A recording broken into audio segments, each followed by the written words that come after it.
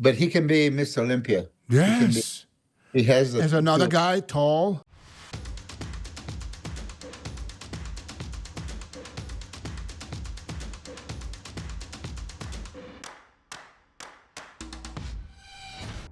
What's up guys and welcome. You are watching Fazi Fitness. So it is all the Neo Pro talk everywhere, specifically with Quinton Beastwood making the announcement that he's going up against his teammate Nick Walker in less than 3 weeks time now. And even though Quinton hasn't won his first pro show yet, which many believe that 2024 is the year, Quinton will finally do that and get to the Olympia stage. But regardless of that, the praise Quinton received from guys at the Menace podcast, that was just exceptional. All of these legends of the sport had a mutual consensus that if Quinton has made this much progress in just 1.5 years, we might be looking at a future Mr. Olympia based on his structure alone. I mean, his waist is probably 3-4 inches small. No, maybe not that much. Smaller than Samson's. You know what I'm saying? Way better flow. Yeah. I have to say it. Broader shoulders, smaller waist. He's actually, he's got everything. So Quinton does not have full-blown quads like Samson Dauda, but in terms of the upper body, he's broad, he's very wide, and he has a very, very tiny waist.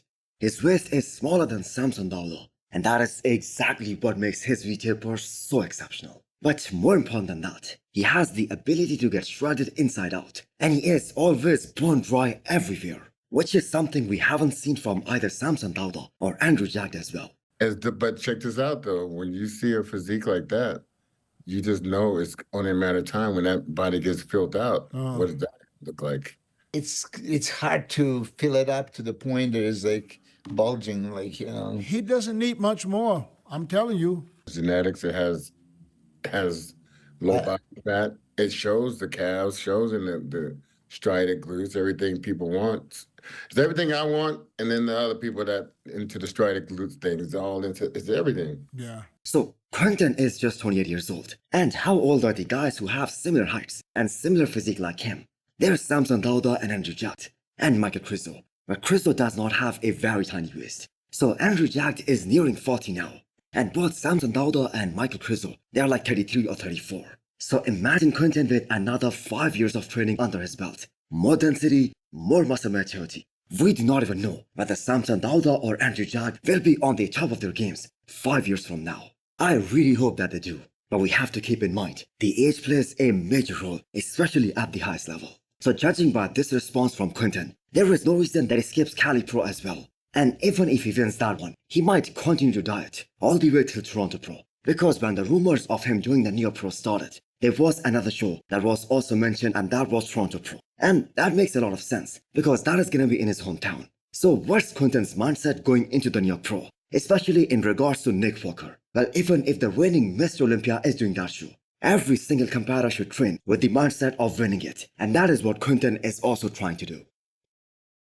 I just mentioned yesterday that we haven't seen any back double biceps update from Nick Walker. And he just gave us one. There is only one guy who can compete with Derek Lunsford in that back double biceps. And that is none other than the mutant himself. So the pictures or the videos do not normally show that real density, and yet Nick Walker still looks so damn impressive right now. And I think he's definitely one of those guys who is very consistent in terms of making improvements from one year to the next. The one thing that Nick Walker has in that back double bicep that even Derek Lunsford doesn't have are those mountain bicep peaks. Most definitely the best arms of this era along with Michael Cristo. So seeing this upcoming Neo Pro from Nick Walker's perspective, it's just a stepping stone for him. It's gonna be a walk in the park. And that is exactly how he should think, especially if he wants to win the Olympia title this year. This is gonna be Nick Walker's third Mr. Olympia. And there aren't a lot of bodybuilders in the history of the sport who can claim that they cracked top 5 at their Olympia debut, and then they were top 3 next year. It is kinda too bad that a hamstring tear forced him to sit out of 2023, but we are quite close to witnessing a great comeback at the Neo Pro. But when's the last time Chris stood next to someone that legitimately was his size or bigger? Nobody. He never has, so. Yeah. Next up, we have a physique update from the Arnold Classic Ohio and the Arnold Classic UK champion, Wesley Vissers. He isn't skipping a beat this time, doing everything possible to make all the necessary improvements so that he gets a chance to stand next to Chris Bumstead at the Olympia stage in October. So it took a long time, but Wesley is finally getting all the praise and all the recognition that he rightfully deserves. So Jay Cutler and Keone Pearson talked about Wesley in the latest episode of Cutler's Cast, and Keone rated him higher than everyone who had ever challenged Chris Bumstead, including Ramon Dino last year. And Ramon Dino we saw really pushed Chris Bumstead to the limits last year. I don't even count, and this is not knocking anyone, but like Dino's a great athlete, but I don't think he's really challenging Chris. I think it's more Chris has the charisma on stage, and he can really whack into the poses solid. Where I feel Dino, he lacks presentation. So the momentum that Wesley Vissers has right now, that means so much. And we finally have a guy who is as big and as tall as Chris Bumstead. Although he doesn't have a small waist like Chris Bumstead, but his muscle bellies are second to none. And interestingly, both Wesley Vissers and Keone Pearson, they are focused on improving the same part for 2024 season, the hamstrings. Who's the best classic physique guy in the world? Cbum? In my opinion, I've been a fan of Wesley Vissers, man. Okay. Do you think his legs can hold up, or I mean, can he challenge Chris, bro? I think so. He has very pretty deep lines. Even his quad sweeps, they may not be as big as people want them, but just look at the detail. It's so deep.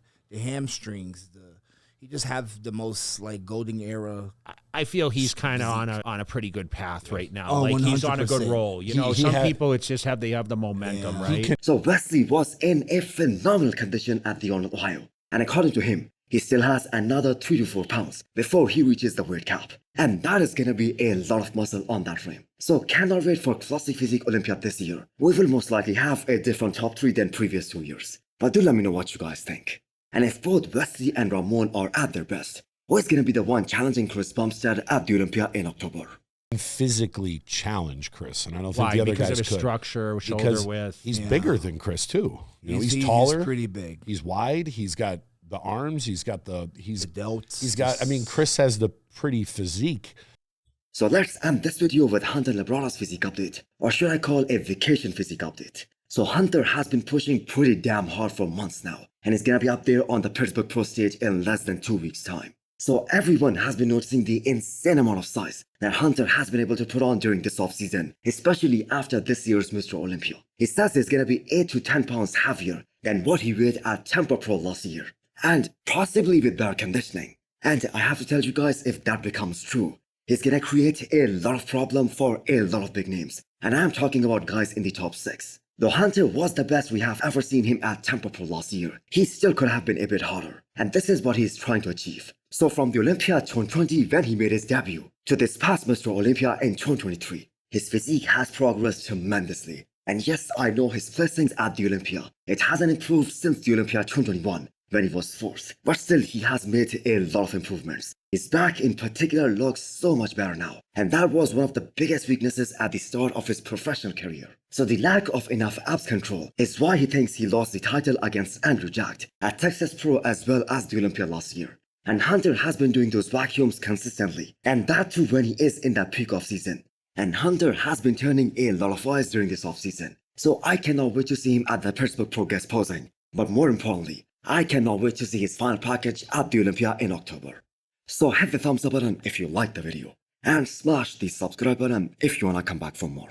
Thanks for watching.